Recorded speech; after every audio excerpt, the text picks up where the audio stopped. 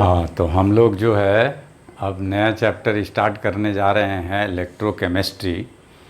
और पीछे के क्लास यानी कि पीछे जो चैप्टर पढ़ाए हैं हम, जैसे सॉलिड स्टेट या सॉल्यूशन, तो आप देख चुके हैं कि हम बेस से शुरू करते हैं, एकदम बेसिक से शुरू करते हैं, एकदम इजी इजी चीज़ों से शुरू करके हाई लेवल तक, आईआईटी लेवल तक की सारी चीज़ें मैं बताता हूँ। इस चैप्टर में भी मैं स्टार्ट कर रहा हूँ एकदम बेसिक, जैसे लगेगा कि 9th-10th के बच्चे 11th-12th के बच्चे को बता रहे हैं। और इस बेसिक से बताते बताते बताते अपर लेवल तक ले जाएंगे, वहाँ तक जहाँ तक कि आईआईटी एडवांस का क्वेश्चन बनने लगे। ठीक है, तो मेडिकल का क्वेश्चन बनने लगे। तो मेरा पर्पस है कि मैं बेस टू पिक तक ले जाऊं बच्चों को, बेसिक से स्टार्ट करूं, सब कुछ बच्चे को बेसिक पता हो, 11th-12th के बच्चों का बेसिक ठीक हो जाए, और पिक तक जाने के लिए आईआईटी, पीएमटी वगैरह जिनके लिए जो तैयारी करते हैं, वो सिस्टमेटिक एक स्टडी करके अपने बेस को मजबूत करके ऊपर की सीढ़ी पे चढ़ जाएं। इसके लिए मैं पढ़ाता हूँ। ये तो आप जानते हो अच्छी तरह से, मेरे पढ़ाने का यही मेन फंडा है कि from basic to high level. Basic मैं जब पढ़ाता हूँ तो बच्चों को लगता है कि बहुत ईजी चीज़ बताते हैं, जब हाई लेवल का मैं बताने लगता हूँ तब लगता है कि सर जो है अब लेवल पकड़ लिए हैं। तो बेस जिसका ठीक हो जाता है तो उसके आधार पे मैं हाई लेवल की कोई भी बात करता हूँ तो उसका रेफरेंस देता हूँ कि मैंने ये बता दिया है, इसके आधार पर ये चीज़ हो रहा है। तो इसलिए मैं सब कुछ बता दूं, A to Z। केमिस्ट्री में आपको A to Z बताने की गारंटी सिर्फ कॉम सर के पास है। A to Z आपको हर चीज़ मैं बता देता हूं कि आप जो है कैसे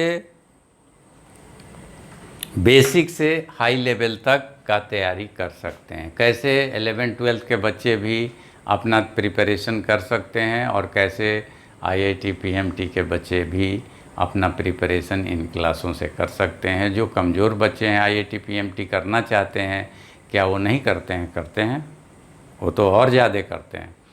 सबसे ज़्यादा संख्या एवरेज बच्चों की है जो आईआईटी पीएमटी का एग्ज़ाम क्वालिफाई करते हैं। तेज बच्चे तो ऊपर से मात्र 500 होते हैं, उसके बाद तो सब एवरेज बच्चे ही होते हैं जो मेहनत के बल पे एकदम बेसिक से सीखते सीखते सीखते हाई लेवल तक सीख लेते हैं। मोस्ट ऑफ द बच्चे वैसे ही होते हैं। तो हम उन बच्चों के लिए ये चीज़ ध्यान में रखते हुए क्लास तैयार करते हैं कि मैक्सिमम बच्चों को मैं कवर करूं। जो पॉपुलेशन, मैक्सिमम पॉपुलेशन एवरेज बच्चों के का है, उन बच्चों को कवर करना ज़रूरी है। और एवरेज बच्चे का रिजल्ट भी सबसे ज़्यादा होता है, सबसे अधिक रिजल्ट उन्हीं का होता है। तो इसलिए, और एवरेज बच्चे अपने लाइफ में सक्सेसफुल भी होते हैं। ये भी मेरा एक फंडा जान लीजिएगा, मेरा नहीं, ये बहुत फिलॉसफिकल फंडा है कि पूरे जीवन में, पूरे लाइफ टाइम में कौन से बच्चे होल ऑन होल सक्सेसफुल होते हैं। माने पढ़ लिख कर कुछ कर लिया, पढ़ लिख कर जो है आईआईटी कर लिया, मेडिकल कर लिया, आईएएस बन गया, आईपीएस बन गया, ठीक है, और उसके बाद अपने लाइफ में गया, प्रैक्टिकल लाइफ में, तो प्रैक्टिकल लाइफ में भी प्रैक्टिकल चीज़ें सीख कर और जो है जीवन को सक्सेसफुली, मैरिड लाइफ और फैमिली लाइफ को सक्सेसफुली लीड करके एकदम अंत तक 70-80 ईयर्स तक सक्सेसफुल लाइफ वही लोग लीड करते हैं जो एवरेज लोग होते हैं। जो एक्स्ट्रा ऑर्डिनरी लोग होते हैं वो अपना लाइफ सक्सेसफुल लीड नहीं कर पाते हैं, और जो लोग बिलो एवरेज होते हैं वो भी अपना लाइफ सक्सेसफुल लीड नहीं कर पाते हैं, और जो लोग एवरेज होते हैं वो फुल लाइफ को सक्सेसफुल तरीके से लीड करते हैं। इसलिए सक्सेसफुल होने के लिए बीच में रहना ज़्यादा ज़रूरी है। तो इलेक्ट्रोकेमिस्ट्री में मैं आपको इंट्रोडक्शन दे रहा हूँ। सबसे पहले इंट्रोडक्शन की इलेक्ट्रोकेमिस्ट्री में इलेक्ट्रिसिटी पास होगी। इलेक्ट्रिसिटी किससे पास होगी भैया? तो केमिकल से पास होगी, केमिस्ट्री के सामान से पास होगी। केमिस्ट्री में एसिड होता है, केमिस्ट्री में बेस होता है, केमिस्ट्री में सॉल्ट होता है, उनसे होके इलेक्ट्रिसिटी पास करेगी।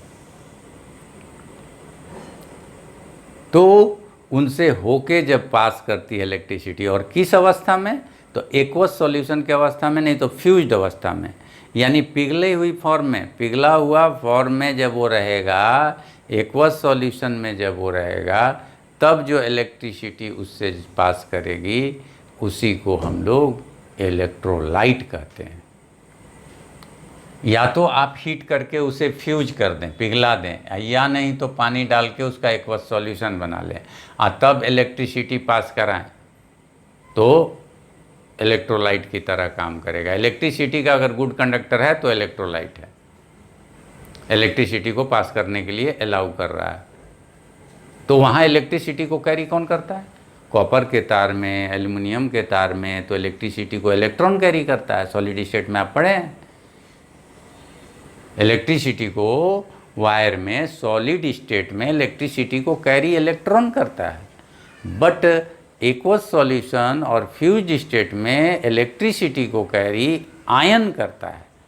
आयन जैसे Na+ आयन हुआ, H+ आयन हुआ, Cl- आयन हुआ, K+ आयन हुआ, ठीक है। ये सब आयन जो हैं इलेक्ट्रिसिटी को कैरी करेंगे। तो ये आयन तब तो कैरी करेंगे whenever they will be free to move,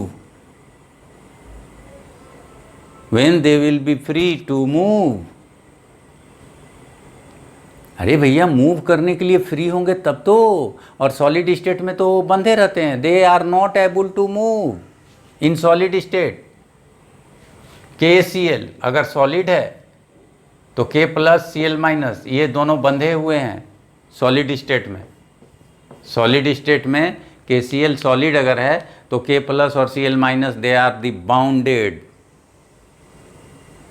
strongly in solid state so that they can't move, they can't healing, they can't moving, so it will be bad conductor of electricity. But whenever you are डालिंग the pani into it, you are adding the water into it, then it will dissociate it. It will break into K+ ion and Cl- ion, and both the ions separated, both the ions separated, दोनों ion separate हो जाएंगे, अलग अलग हो जाएंगे। और दोनों ion जैसे ही सेपरेट हुए, जैसे ही अलग हुए तो वो अब मूव कर सकते हैं। अब K+ को Cl- नहीं खींचेगा उतना स्ट्रांगली, Cl- को K+ नहीं खींचेगा उतना स्ट्रांगली। तो ये इनमें फ्रीडम आ गया। फ्रीडम हो गया तो ये आसानी से क्या कर सकते हैं, अब मूव कर सकते हैं, ये आसानी से चल सकते हैं, ये आसानी से एक जगह से दूसरे जगह जा सकते हैं।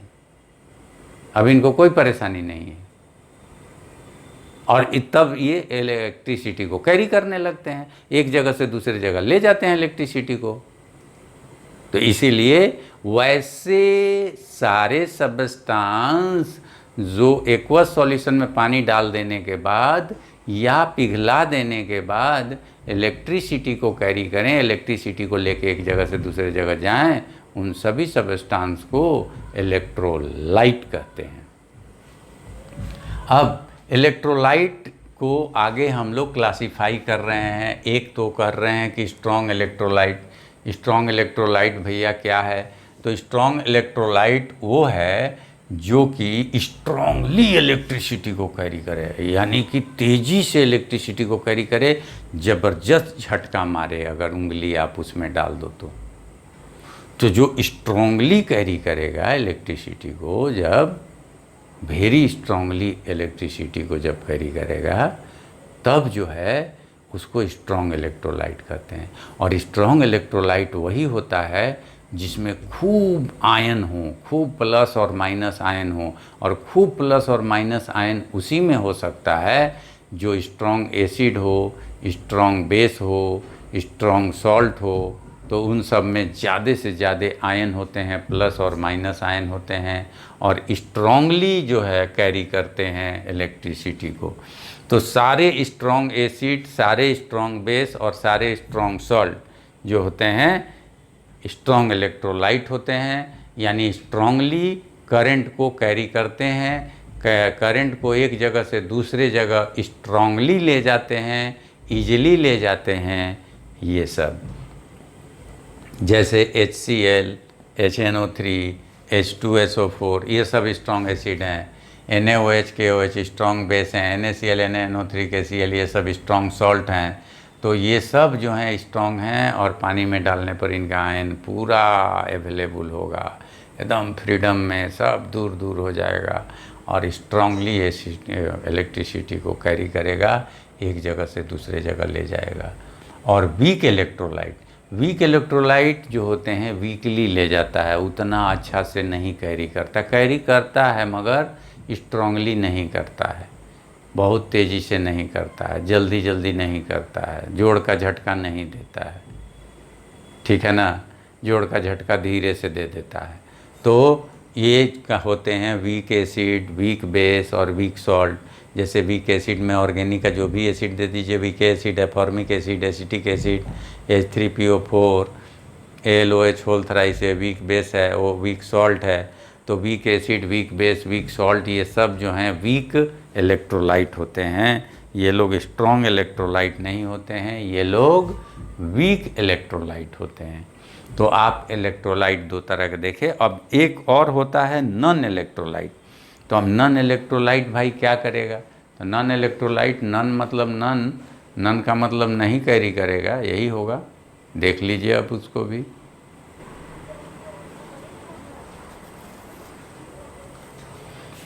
देखिए नॉन इलेक्ट्रोलाइट होंगे वैसे सबस्टांस जो एक्वस सॉल्यूशन में या फ्यूज स्टेट में पिघली हुई अवस्था में इलेक्ट्रिसिटी को कंडक्ट करेंगे ही नहीं। इलेक्ट्रिसिटी से कोई लेना देना नहीं रहेगा। इलेक्ट्रिसिटी के एक तरह से बैड कंडक्टर होंगे, तो उनको कहा जाता है नॉन इलेक्ट्रोलाइट। जैसे शुगर, N2H2O2 CH4 एसीटोन, ये सब नॉन इलेक्ट्रोलाइट हैं। ये इलेक्ट्रिसिटी कंडक्ट नहीं करते हैं। अगर इसमें इलेक्ट्रिकल, जैसे पानी में इलेक्ट्रिसिटी का तार घुस जाए और उससे कोई आदमी क्रॉस करे तो उसको झटका मार देगा, उसको करंट मार देगा, क्योंकि वाटर एक वीक इलेक्ट्रोलाइट है। वाटर इलेक्ट्रोलाइट है, लेकिन ये सब इलेक्ट्रोलाइट नहीं है। इसमें अगर तार गिरा हुआ है और उसमें आप हाथ रख दिए या पैर रख दिए तो करंट का झटका नहीं मारेगा, लेकिन वाटर में मारेगा, इसलिए कि वाटर एक वीक इलेक्ट्रोलाइट है। अगर पानी में करंट गिरा हुआ है, तार गिरा हुआ है, पानी में मछली है तो मछलियाँ मर जाएंगी। आदमी घुस गया तो आदमी भी मर जाएगा, कोई जानवर घुस गया तो जानवर भी मर जाएगा, करंट लग जाएगा, इसीलिए कि वो इलेक्ट्रोलाइट है। अब देखिए इलेक्ट्रोजेनेटिक रिएक्शन। तो केमिस्ट्री में बहुत सारे ऐसे रिएक्शन होते हैं, केमिकल रिएक्शन होते हैं, जो रिएक्शन होकर इलेक्ट्रिसिटी पैदा करते हैं, यानी कि केमिकल एनर्जी को इलेक्ट्रिकल एनर्जी में कन्वर्ट करते हैं। केमिकल एनर्जी को इलेक्ट्रिकल एनर्जी में कन्वर्ट करते हैं, ठीक है। तो केमिकल एनर्जी इलेक्ट्रिकल एनर्जी में जब कन्वर्ट हो तो समझिए कि वो इलेक्ट्रोजेनेटिक रिएक्शन। इलेक्ट्रोजेनेटिक मतलब इलेक्ट्रिसिटी का जन्म देने वाला रिएक्शन। तो रिएक्शन होगा, रिएक्शन जैसे रेडॉक्स रिएक्शन होता है ना, तो रेडॉक्स रिएक्शन होगा और उससे इलेक्ट्रिसिटी का जन्म हो जाएगा, इलेक्ट्रिसिटी पैदा हो जाएगी। जैसे बैटरी के अंदर, बैटरी आप देखे हो, बैटरी के अंदर रिएक्शन होता है। बैटरी, कोई भी बैटरी, जो भी बैटरी देख रहे हो, जो भी जानते हो, बड़ा बैटरा, छोटा बैटरा, सेल, कोई भी, उसके अंदर रिएक्शन होता है। बैटरी के अंदर रिएक्शन होता है और बैटरी के अंदर रिएक्शन होकर इलेक्ट्रॉन दे देता है। बैटरी के अंदर रिएक्शन होके इलेक्ट्रॉन दे देता है और वही इलेक्ट्रॉन तुम लेके यूज करते हो इलेक्ट्रिसिटी के रूप में। तुम्हारे मोबाइल के अंदर जो बैटरी लगी है वो भी अंदर में केमिकल रिएक्शन करके इलेक्ट्रिसिटी देती है, जिससे तुम्हारी मोबाइल चलती है, तुम मोबाइल पे वीडियो देखते हो, तो वो बैटरी पे ही चलती है और उसके अंदर इलेक्ट्रोजेनेटिक रिएक्शन होता है। Yes yes yes yes yes, तुम्हारे बैटरी के मोबाइल के अंदर जो बैटरी है उसके अंदर इलेक्ट्रोजेनेटिक रिएक्शन होता है और उसमें केमिकल एनर्जी इलेक्ट्रिकल एनर्जी में कन्वर्ट होती है। Chemical energy is converted into electrical energy. और ऐसी सेलें जिसमें केमिकल एनर्जी इलेक्ट्रिकल एनर्जी में चेंज होती है, ऐसा सेल जिसके अंदर केमिकल रिएक्शन होकर बिजली पैदा इलेक्ट्रिसिटी पैदा करता है, उस सेल को गैल्वेनिक सेल कहते हैं।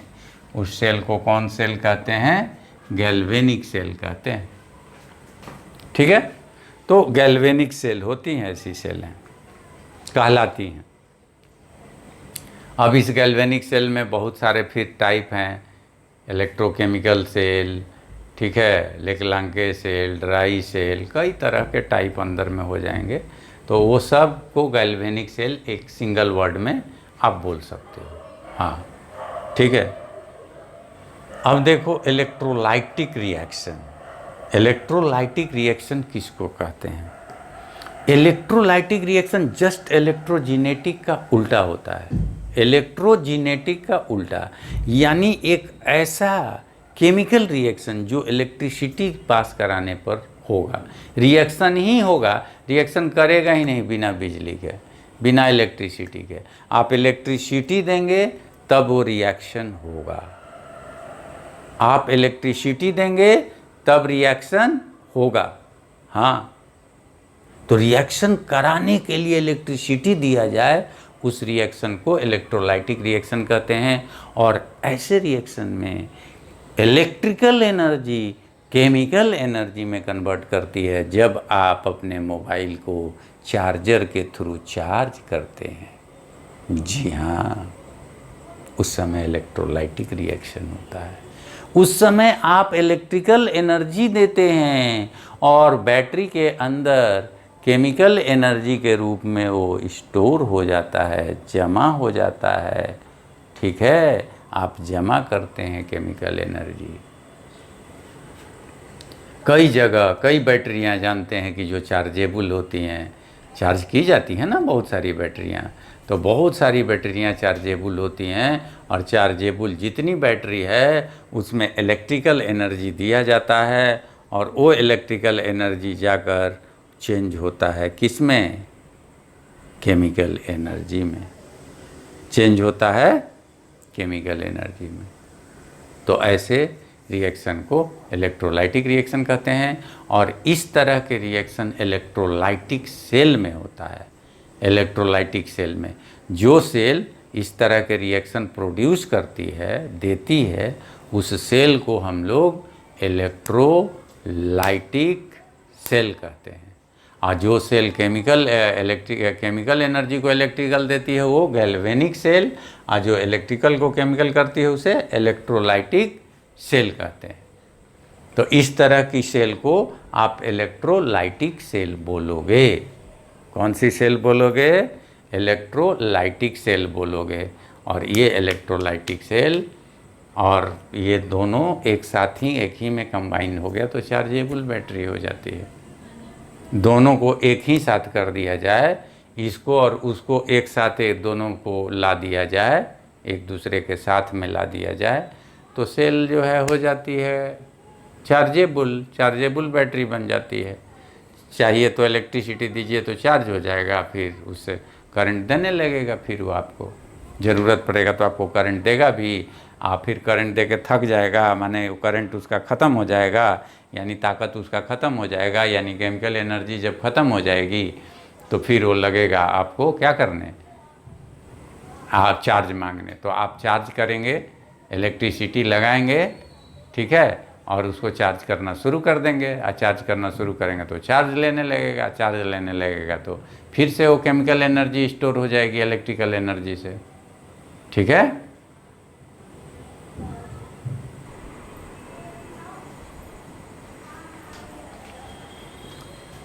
हाँ, तो अब हम लोग फाइनली इलेक्ट्रोकेमिस्ट्री के बारे में जानें कि इलेक्ट्रोकेमिस्ट्री कहते किसे हैं, क्या है इलेक्ट्रोकेमिस्ट्री। तो अब फाइनली बस आप बता सकते हैं।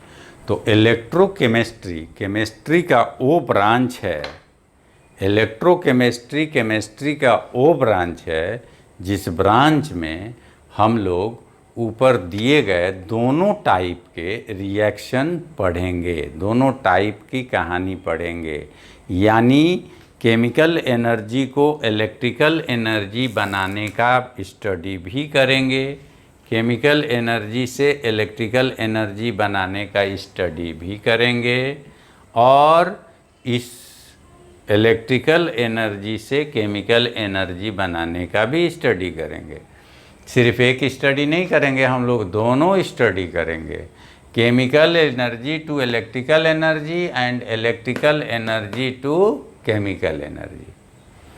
तो दोनों तरफ की स्टडी होगी। ये अलग बात है कि केमिकल एनर्जीज को इलेक्ट्रिकल एनर्जी के रूप में जब आप कन्वर्ट करेंगे तो उस रिएक्शन को इलेक्ट्रोजेनेटिक रिएक्शन कहेंगे, और ये होगा जिस सेल में उसे गैल्वेनिक सेल कहेंगे। और इलेक्ट्रिकल एनर्जी को केमिकल एनर्जी में कन्वर्ट करने के काम को कहा जाएगा इलेक्ट्रोलाइटिक रिएक्शन, और ये होगा इलेक्ट्रोलाइटिक सेल में। यानी कि दोनों तरह की सेल, इलेक्ट्रोलाइटिक सेल और गैल्वेनिक सेल हम लोगों को पढ़ना है, और हम लोग दोनों तरह की सेल का स्टडी करेंगे। जैसे एक ये सेल है, इसमें इलेक्ट्रोड लगा दिए, ठीक है ना, इस तरह का ये सब भी सीखना हम लोगों को बाकी है कि आखिर इस प्लेट को क्या कहेंगे, इसको क्या कहेंगे। तो इनको हम लोग लिखेंगे, हम आगे इलेक्ट्रोड कहेंगे, और इसमें करंट देना शुरू करेंगे। ये बैटरी का सिंबल है, ऊपर से बैटरी लगा के इसको करंट देंगे तो इस सेल के अंदर रिएक्शन होगा। करंट देंगे तो अंदर में क्या होगा, रिएक्शन। इसमें करंट देंगे ना, तो इसमें करंट देंगे तो अंदर में, इसके अंदर रिएक्शन होना शुरू हो जाएगा। करंट देंगे तो अंदर में रिएक्शन होना शुरू हो जाएगा, तो वो कहलाएगा इलेक्ट्रोलाइटिक रिएक्शन, और इस सेल को कहेंगे इलेक्ट्रोलाइटिक सेल। या आप यहाँ से करंट देंगे, आप करंट प्रोवाइड कर रहे हैं। अंदर में जो सॉल्यूशन है, एक्वस सॉल्यूशन इलेक्ट्रोलाइट है, इलेक्ट्रोलाइट जो अंदर में आपको प्रेजेंट है वही गुड कंडक्टर है, और उसी के अंदर आपको केमिकल रिएक्शन हो रहा है। उसी के अंदर क्या हो रहा है, केमिकल रिएक्शन हो रहा है। तो आपकी इलेक्ट्रिकल एनर्जी जो है केमिकल एनर्जी के रूप में कन्वर्ट हो रही है, तो इस इलेक्ट्रोलाइटिक सेल में। और गैल्वेनिक सेल इसके उल्टा काम करेगा, गैल्वेनिक सेल इसके उल्टा पढ़ाई जाएगी, तो वो गैल्वेनिक सेल होगा, ठीक है। तो हम लोग इस तरह से ये इंट्रोडक्शन देख रहे हैं कि एक्चुअली इलेक्ट्रोकेमिस्ट्री कहते किसे हैं। तो ये इंट्रोडक्शन तुम सीख रहे थे कि आखिर जो है इलेक्ट्रोकेमिस्ट्री कहते किसे हैं। तो इलेक्ट्रोकेमिस्ट्री किसे कहते हैं ये फाइनली अब आप बता सकते हो कि इलेक्ट्रोकेमिस्ट्री कहते हैं, ठीक है ना, कि केमिस्ट्री का वो ब्रांच, उस ब्रांच को कहते हैं जिसमें केमिकल को इलेक्ट्रिकल और इलेक्ट्रिकल को केमिकल एनर्जी में कन्वर्ट करने का होल स्टडी, पूरा स्टडी किया जाता है। उसको हम लोग कहते हैं इलेक्ट्रोकेमिस्ट्री, ठीक है।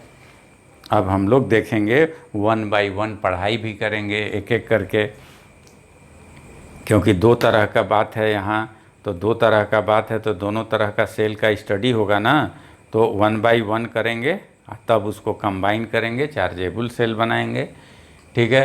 तो हम लोग 1 बाय 1 स्टडी करेंगे। तो पहले हम लोग इलेक्ट्रोलाइटिक सेल पढ़ते हैं, पहले इलेक्ट्रोलाइटिक सेल पढ़ लेते हैं, उसके बाद गैल्वेनिक सेल पढ़ लेंगे। तो फर्स्ट ऑफ ऑल हम लोग स्टार्ट अब करेंगे इलेक्ट्रोलाइटिक सेल के बारे में कि इलेक्ट्रोलाइटिक सेल क्या होती है, कैसे बनती है, उसमें क्या क्या डाला जाता है, क्या क्या नहीं डाला जाता है, इलेक्ट्रोलाइटिक सेल का अरेंजमेंट अब हम लोग देखेंगे, ठीक है ना। तो इलेक्ट्रोलाइटिक सेल कैसे अरेंज की जाती है ये देखने जा रहे हैं अब हम लोग।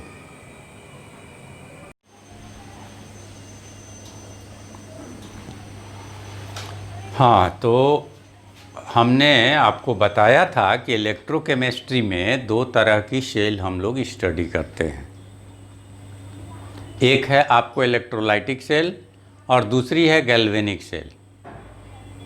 तो इलेक्ट्रोलाइटिक सेल का क्या काम है भैया? तो इलेक्ट्रोलाइटिक सेल एक्चुअली जो है करती क्या है कि ये इलेक्ट्रिकल एनर्जी को केमिकल एनर्जी में चेंज करती है। इलेक्ट्रिकल एनर्जी को केमिकल एनर्जी में चेंज करती है। आप बैटरी से electrical energy, it's the battery, मान लीजिए ये आपकी बैटरी है जिसका ये निगेटिव है और ये पॉजिटिव है। छोटा वाला निगेटिव और बड़ा वाला पॉजिटिव होता है। ये बैटरी से आप करंट दे रहे हैं इस इलेक्ट्रोलाइटिक सेल में। ये सेटअप जो है कहलाता है इलेक्ट्रोलाइटिक सेल। तो आप करंट दे रहे हो तो अंदर में एक केमिकल चेंज होता है, अंदर में एक केमिकल चेंज होता है। That chemical change is chemical energy.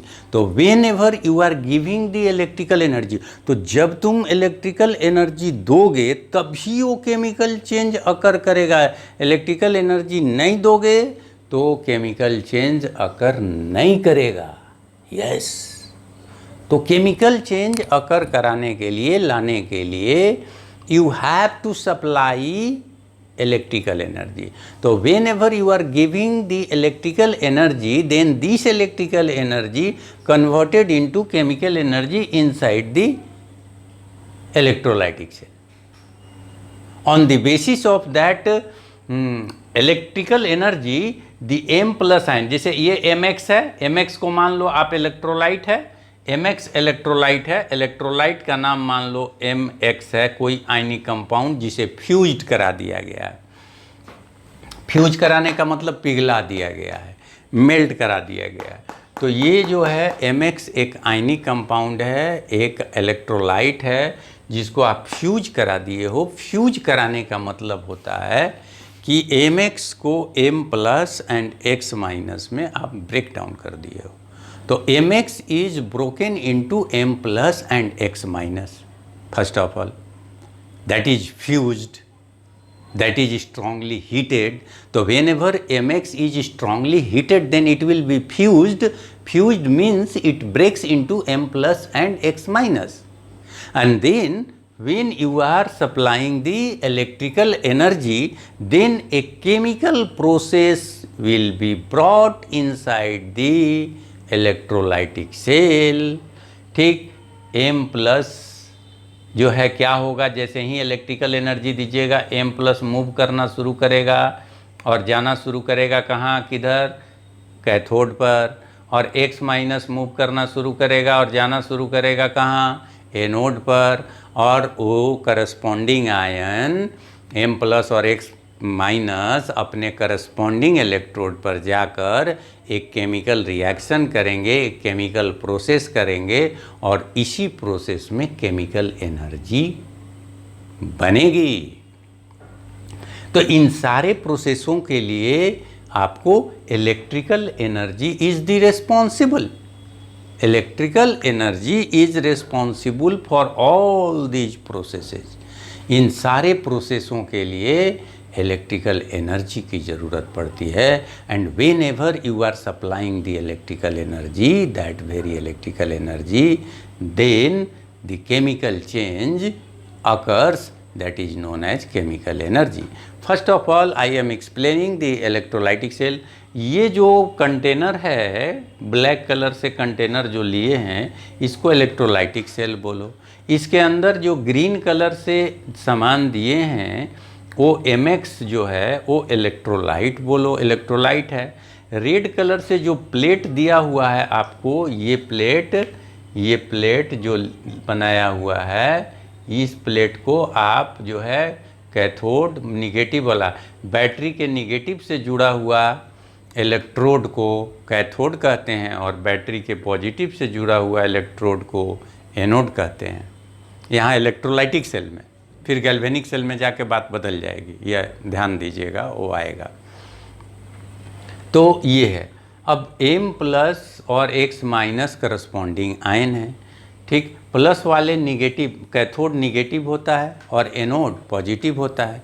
तो प्लस वाले जो आयन हैं, जैसे M प्लस आयन हैं, वो M प्लस आयन आपको कहाँ जाएगा, कैथोड के पास जाएगा और कैथोड के पास जाकर कैथोड पर डिपॉजिट होगा, कैथोड पर डिपॉजिट होगा, कैथोड पर जमा होगा, ठीक है।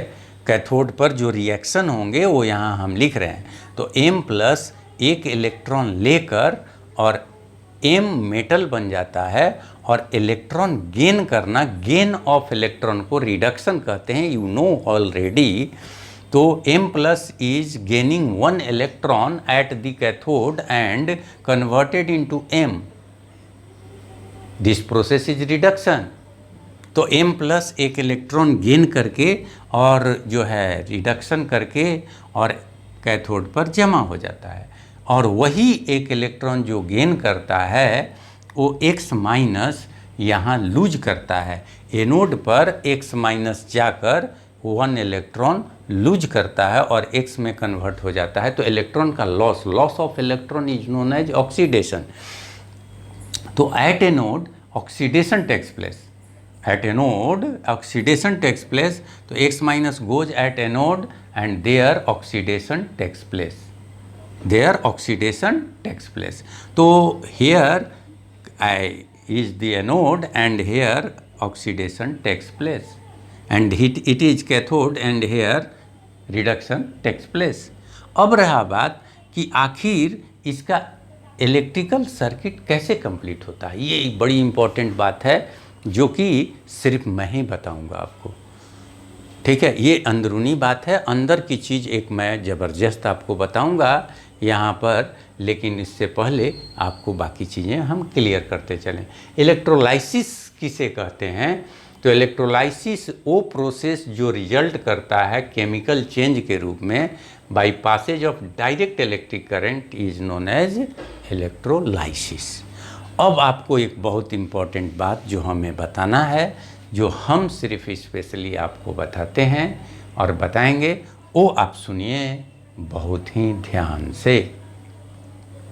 सबसे पहले आप जानते हो, आप पढ़े हो फिजिक्स में, करंट में, इलेक्ट्रिसिटी में, कि जब तक इलेक्ट्रिकल सर्किट कंप्लीट न हो तब तक करंट फ्लो नहीं करता है कहीं से। तो यहाँ इलेक्ट्रिकल सर्किट कंप्लीट कैसे होता है, ज़रा सा कंसंट्रेट करना, ध्यान देना, मैं इस चीज़ को आपको एक्सप्लेन कर रहा हूँ, ठीक है। ध्यान से सुनिएगा।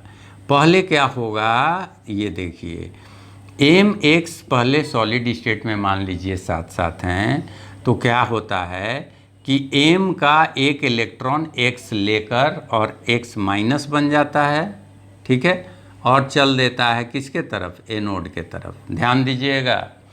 और M अपना एक इलेक्ट्रॉन दे देता है, इससे M प्लस बन जाता है और चल देता है किधर, कैथोड के तरफ। जब X माइनस एनोड पे जाता है तो एनोड पर X माइनस अपना जो लिया हुआ M से जो लिया हुआ एक इलेक्ट्रॉन था, ध्यान दीजिएगा, फिर से ध्यान दीजिएगा, X जो है माइनस क्यों बना, क्योंकि वो M से एक इलेक्ट्रॉन ले लिया था।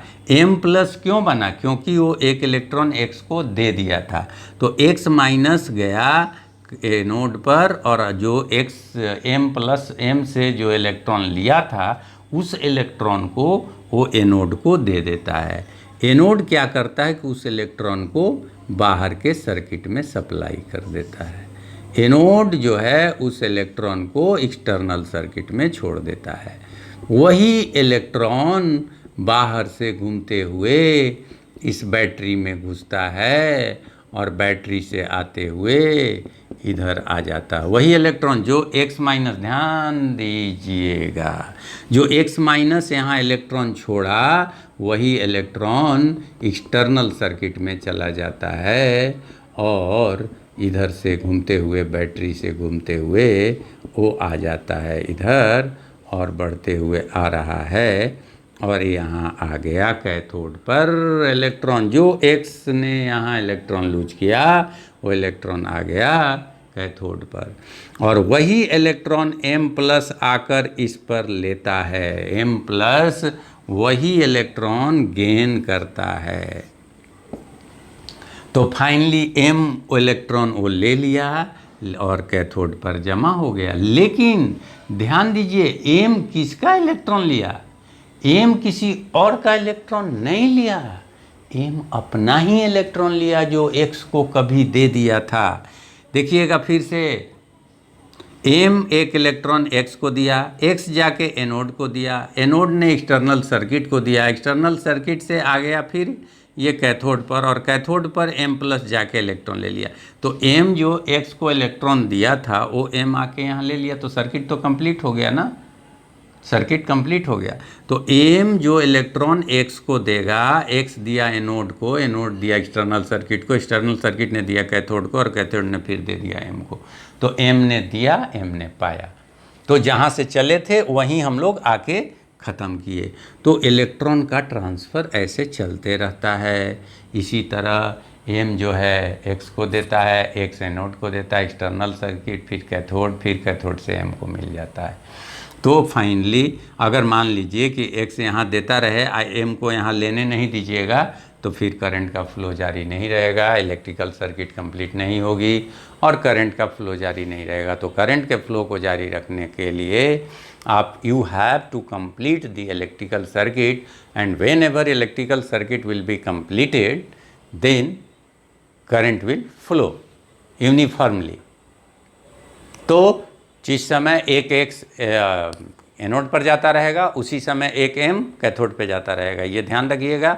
और दोनों वहाँ जा के इलेक्ट्रॉन लेके और अपने अपने ओरिजिनल फॉर्म में वो जमा होते रहेंगे। धीरे धीरे कैथोड पर M जमा होते रहेगा तो धीरे धीरे कैथोड मोटा भी हो जाएगा।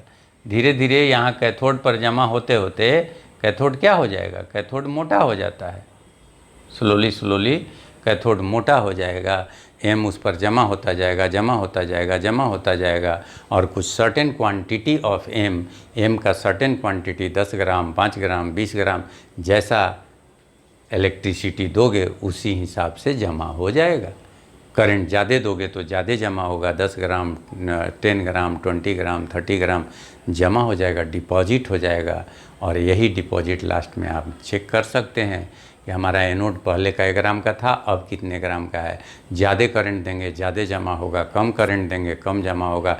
यानी M का मेटल धीरे धीरे कैथोड पर जमा होते जाता, वैसे ही X भी एनोड पर जमा होते जाता है। और आगे चल के फैराडेज लॉ में हम लोग पढ़ेंगे कि M कितना जमा होगा और X कितना जमा होगा, दोनों के जमा होने का जो है कंडीशन देखा जाएगा कि क्या उसमें कोई रिलेशन है।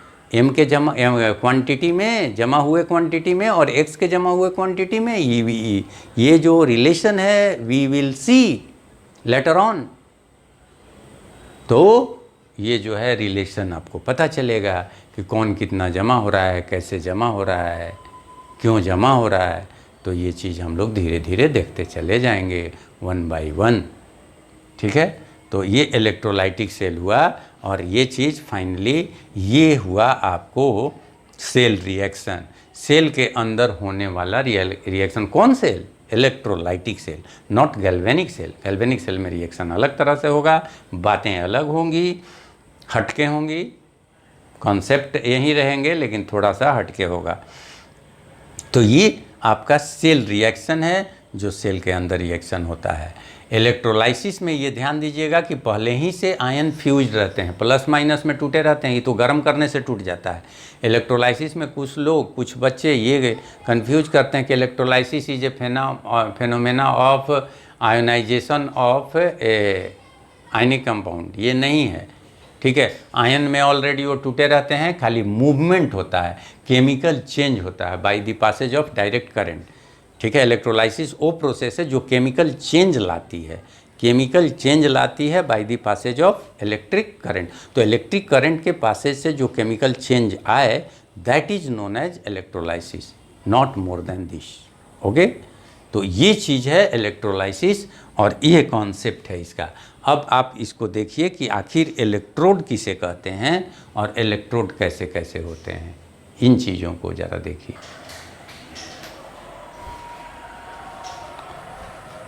चलिए देखिए, नोट डाउन आप लोग कर लिए हैं।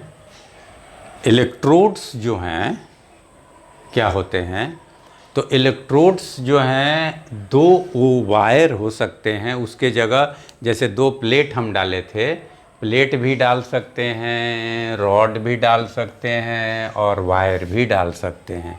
दो जो रॉड डाले जाते हैं, जो है ये ऐसे बना के ये जो डाले हैं, ये प्लेट भी डाल सकते हैं इसके जगह, ये दो प्लेट भी डाल सकते हैं आप, चाहें तो ये दो प्लेट डालें, चाहे तो दो रॉड डालें और चाहे तो आप दो वायर डालें, जिससे करंट इसको लीव करती है और इंटर भी करती है, जिसके माध्यम से इसी से इलेक्ट्रॉन इसी के थ्रू, इलेक्ट्रोड के थ्रू इलेक्ट्रोलाइट में घुस भी रही है और इलेक्ट्रोड के थ्रू करंट निकल भी रही है। अभी अभी आप देखे हैं, ठीक है। इलेक्ट्रॉन देखिएगा, ये कैथोड से आया था अंदर और यहाँ एनोड से निकला था, तो ये दो ऐसे वायर या प्लेट या रॉड जिससे कि करंट इलेक्ट्रोलाइट को छोड़ के बाहर निकलती है और उसी के माध्यम से अंदर भी जाती है, जिसके माध्यम से जो वो दो रॉड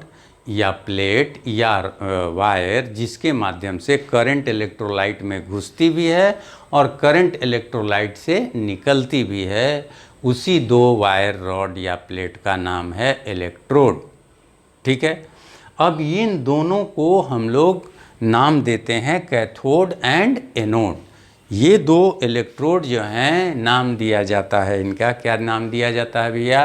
कैथोड एंड एनोड नाम दिया जाता है, कैथोड एंड एनोड नाम दिया गया है। अब रहा कि इसमें इलेक्ट्रोलाइटिक सेल में ध्यान दीजिएगा, गैल्वेनिक सेल में नहीं, गैल्वेनिक सेल में बात थोड़ा उल्टा हो जाएगा, बात पलट जाएगी, इसलिए हम चर्चा करेंगे वहाँ, ये ध्यान देना, बारीकी की बात है। इलेक्ट्रोलाइटिक सेल में कैथोड निगेटिवली चार्ज होता है और एनोड पॉजिटिवली चार्ज होता है इलेक्ट्रोलाइटिक सेल में। गैल्वेनिक सेल में ये चार्ज जो है ना उल्टा हो जाएगा, कैथोड एनोड नाम वैसे ही रहेगा। क्यों होगा, कैसे होगा, ये मैं बताऊंगा वहाँ, ये ध्यान रखिएगा। और यहाँ क्यों ऐसे चार्ज है ये भी बताऊंगा। तो कैथोड जो एनोड जो होता है पॉजिटिवली चार्ज होता है और चूँकि इलेक्ट्रॉन डिफिशिएंट होता है, तो यहाँ कहने का मतलब कि इलेक्ट्रोलाइटिक सेल में एनोड में इलेक्ट्रॉन पुअर होता है, इलेक्ट्रॉन पुअर यानी इलेक्ट्रॉन की कमी रहती है, इसलिए एनोड पॉजिटिवली चार्ज है। और कैथोड ये इलेक्ट्रॉन रिच होता है, तो इलेक्ट्रॉन रिच होने के चलते ये निगेटिवली चार्ज है। तो ये कहानी है यहाँ पर। और ये जो है इलेक्ट्रोड कई हैं, graphite electrode, platinum electrode, copper electrode, silver electrode, कई तरह के इलेक्ट्रोड हैं, कई इलेक्ट्रोड आपके पास हैं, ठीक है। अब रही बात कि इन इलेक्ट्रोडों का क्लासिफिकेशन किया गया है on the basis of activeness. Activeness के आधार पर कितने तरह के होते हैं इलेक्ट्रोड, एक्टिवनेस के बेसिस पर कितना एक्टिव है, जो आ रहा है उस पे जमा होने। अभी अभी आप देखे थे कि M+ आयन जाके कैथोड पर जमा होता है, X- आयन जाके एनोड पर जमा होता है, देखे थे। अब एक्टिविटी कैसा है, कोई आके आपके से सट गया और आप आराम से उसको सटवा लिए, इट्स नॉट पॉसिबल और इट मे बी पॉसिबल। आप कैसे आदमी हैं इस पे डिपेंड करता है कि कोई आके सट जाएगा जोंक की तरह तो आप सटने देंगे या नहीं देंगे। तो एक्टिविटी के आधार पर इलेक्ट्रोड दो तरह के होते हैं, जिसमें एक है आपका non attackable electrode. Non attackable electrode मतलब कोई आके सट जाए जोंक की तरह, आपको कोई मतलब नहीं, कोई मतलब नहीं, आप कुछ परेशान नहीं होइएगा, आप अटैक उस पर नहीं कीजिएगा, उस पर अटैक नहीं करेंगे, आके सट रहा है सटने देंगे, सटते रहो, आप जो है उससे रिएक्शन भी नहीं करेंगे, आप उसके प्रति एकदम इनर्ट रहेंगे। ये इनर्ट इलेक्ट्रोड भी कहलाता है, इसका एक नाम इनर्ट इलेक्ट्रोड भी है, एक नाम इसका क्या है, नॉन अटैकेबल या इनर्ट इलेक्ट्रोड, इनर्ट इलेक्ट्रोड। मतलब ये जो आके सट रहे हैं उससे इसको कुछ लेना देना नहीं है। आके सट गए, उससे रिएक्शन भी नहीं करेगा, उससे कोई सेकेंडरी प्रोडक्ट भी नहीं बनाएगा, उससे कोई रिएक्शन नहीं करेगा। जिस रूप में आए उसी रूप में सट जाइए, और सट गए आपको उसी रूप में निकाल लीजिए, वहाँ से बर्बाद नहीं होगा। लेकिन अटैकेबल इलेक्ट्रोड कुछ का कुछ बना देगा, आया किसी और रूप में, आ जाएगा किसी और रूप में। हाँ, सेकेंडरी प्रोडक्ट बना देगा, यानी जो चीज़ आप चाहेंगे वो प्राप्त नहीं होगा। हाँ, नॉन अटैकेबल इलेक्ट्रोड में जो चीज़ चाहेंगे वो आपको मिल जाएगा। जैसे X माइनस जाके जमा हो रहा है किस पर, एनोड पर, तो आपको X मिल जाएगा एनोड पर इस इलेक्ट्रोड में, लेकिन अटैकेबल में नहीं मिलेगा। हो सकता है वो कुछ और बन जाए, वहाँ जाके कुछ और बन जाए। जैसे आपसे आके सटा तो आप उससे सट के आप जो है रिएक्शन करके कुछ दूसरा चीज़ बना दिए, तो वो हो गया अटैकेबल इलेक्ट्रोड। लेकिन नॉन अटैकेबल इलेक्ट्रोड रिएक्शन नहीं करेगा, उससे रिएक्शन नहीं करेगा, उससे कोई मतलब नहीं रखेगा। आके सटे आप फिर उसको उसी रूप में आप निकाल लीजिए, आया जिस रूप में, गया उसी रूप में निकाल सकते हैं। जैसे M+ गया तो मेटल M के रूप में उस पर जमा रहेगा, M से वो दूसरा कुछ नहीं बनेगा, वही का वही रहेगा। तो ऐसे इलेक्ट्रोड 2 हैं, इसको याद रखिएगा, क्वेश्चन पूछा जाता है, इसकी बहुत ज़रूरत पड़ेगी आगे कॉम्पिटिटिव एग्ज़ाम में। क्वेश्चन बनाते वक्त इसकी बड़ी ज़रूरत पड़ेगी और बहुत सारे क्वेश्चन इससे डील होंगे, इसलिए ध्यान रखिएगा, ध्यान रखिएगा और ध्यान रखिएगा। ग्रेफाइट एंड प्लेटिनम जो होते हैं ये नॉन अटैकेबल इलेक्ट्रोड हैं, और ज़्यादातर, ठीक है ना, इसका यूज करेंगे क्वेश्चन बनाने में, इसलिए ध्यान रखेंगे आप। You have to care about it. मैं प्रॉब्लम बनाऊंगा इस पर और आप सुनोगे ध्यान से। तो ग्रेफाइट और platinum electrode non attackable electrode हैं, इन पर अटैक नहीं करते हैं, जो आता है उसको उसी रूप में रहने देते हैं ये लोग, ठीक है। तो ये ध्यान रखिएगा।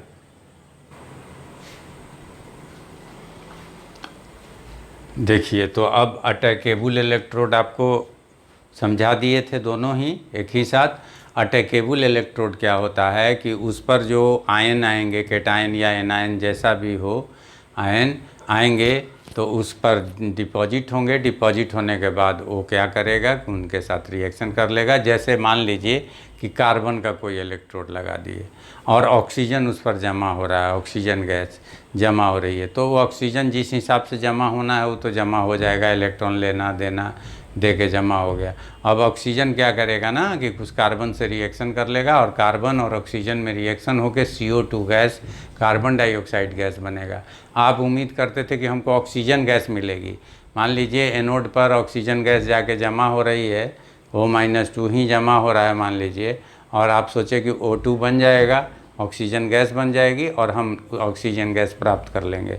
अगर इलेक्ट्रोड आपका कार्बन का है तो कार्बन जाके वहाँ कार्बन के इलेक्ट्रोड पर ऑक्सीजन जाके जमा हुआ और ऑक्सीजन O2 बन भी गया, ठीक है। और तब बनने के बाद वो कार्बन से रिएक्शन कर लिया और सेकेंडरी प्रोडक्ट बन गया CO2। पहले तो वो ऑक्सीजन बना और ऑक्सीजन के बाद दूसरा प्राइमरी प्रोडक्ट तो ऑक्सीजन बनाया, प्राइमरी प्रोडक्ट ऑक्सीजन बनाया। पहले तो ऑक्सीजन बनाया, लेकिन उसके बाद ऑक्सीजन से रिएक्शन कर लिया, ऑक्सीजन से रिएक्शन करके बना लिया कार्बन से रिएक्शन कर लिया, कार्बन से रिएक्शन करके बना लिया CO2। और निकला क्या CO2। आप उम्मीद के लगा के बैठे हुए थे, टकटकी लगा के, कि भैया इसमें तो मछली फंसेगी, मछली फंसेगी, O2 निकलेगा, O2 निकलेगा। पता चला निकला क्या CO2। तो ये सेकेंडरी प्रोडक्ट उल्टा निकल जाता है, तो ये हो जाता है, यही गड़बड़ी है। अब देखिए, आपको जो है इलेक्ट्रोलाइटिक सेल में, जो अभी अभी आप सेल पढ़े इलेक्ट्रोलाइटिक सेल, तो इलेक्ट्रोलाइटिक सेल में क्या होता है, इलेक्ट्रोलाइटिक सेल में ये इलेक्ट्रोलाइसिस जहाँ होती है, तो ये मान लीजिए कि 2 इलेक्ट्रोड लगा दिए, तो M+ आयन, M+ आयन को कैटायन कहते हैं, आप जानते हैं पहले से। M प्लस आयन केटायन है जो मूव करता है किधर, कैथोड के तरफ। ये कैथोड है, ये निगेटिव है, कैथोड है, ये पॉजिटिव है, ये एनोड है। M प्लस केटायन है, ये क्या है, what is it, it is cation. और X माइनस क्या है, इट इज एनायन। तो जो है केटायन किधर मूव करता है, केटायन मूव करता है कैथोड के तरफ, और एनायन मूव करता है एनोड के तरफ। अब केटायन मूव किया यहाँ जाकर केटायन एक इलेक्ट्रॉन प्राप्त करता है, लेता है, गेन करता है। तो गेन करना क्या है, इलेक्ट्रॉन का गेन रिडक्शन है, तो इसलिए कैथोड पर क्या होता है, रिडक्शन होता है। वहीं पर X माइनस यहाँ एक इलेक्ट्रॉन का क्या करता है, लॉस करता है, लूज करता है। X माइनस यहाँ गया, एक इलेक्ट्रॉन इसको दे दिया, कैथोड के प्लेट को या वायर को या रॉड को एक इलेक्ट्रॉन दे दिया, तो लॉस ऑफ इलेक्ट्रॉन हुआ। लॉस ऑफ इलेक्ट्रॉन को क्या कहते हैं हम लोग, ऑक्सीडेशन कहते हैं। और इस तरह एनोड जो है बाहर दे देता है इलेक्ट्रॉन। तो एनोड के द्वारा इलेक्ट्रॉन तो छोड़ा गया ना, एनोड के द्वारा इलेक्ट्रॉन क्या किया गया, लूज किया गया। तो एनोड इलेक्ट्रॉन लूज किया, इलेक्ट्रॉन बाहर दे दिया, तो एक्सटर्नल सर्किट में इलेक्ट्रॉन चला गया। भैया इलेक्ट्रॉन आपका कहाँ चला गया, एक्सटर्नल सर्किट में चला गया। तो एक्सटर्नल सर्किट में चला गया तो एनोड इलेक्ट्रॉन छोड़ दिया, इलेक्ट्रॉन एनोड जो है छोड़ा, तो लॉस ऑफ इलेक्ट्रॉन हुआ, इसलिए एनोड पर क्या हो गया, एनोड पे ऑक्सीडेशन हो गया। यहाँ वही इलेक्ट्रॉन गेन हुआ, ये लिया, तो यहाँ क्या हो गया, यहाँ रिडक्शन हो गया। तो इस तरह से ये जो है, और ये प्लेट क्या होता है, ये एनोड कैथोड इलेक्ट्रोलाइटिक सेल का, इलेक्ट्रोलाइटिक सेल का ध्यान दीजिएगा।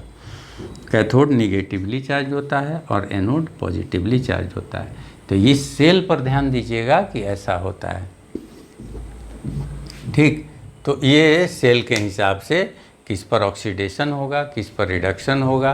तो इस बात को एकदम आप क्लियर रखिएगा कि किस पर ऑक्सीडेशन होगा और किस पर रिडक्शन होगा। इसका ध्यान आपको रखना एकदम नेसेसरी है, फिक्स है, ये ध्यान आपको रखना है, ठीक है। तो ये इतना हम लोग इंट्रोडक्शन देखे, ठीक है। अब हम लोग अगले क्लास से थोड़ा सा और इंट्रोडक्शन बचा है उसको पढ़ेंगे, और उसके बाद जो है हम लोग फैराडेज लॉ पढ़ के प्रॉब्लम बनाना शुरू कर देंगे। इलेक्ट्रोकेमिस्ट्री का प्रॉब्लम न्यूमेरिकल बनाना स्टार्ट कर देंगे।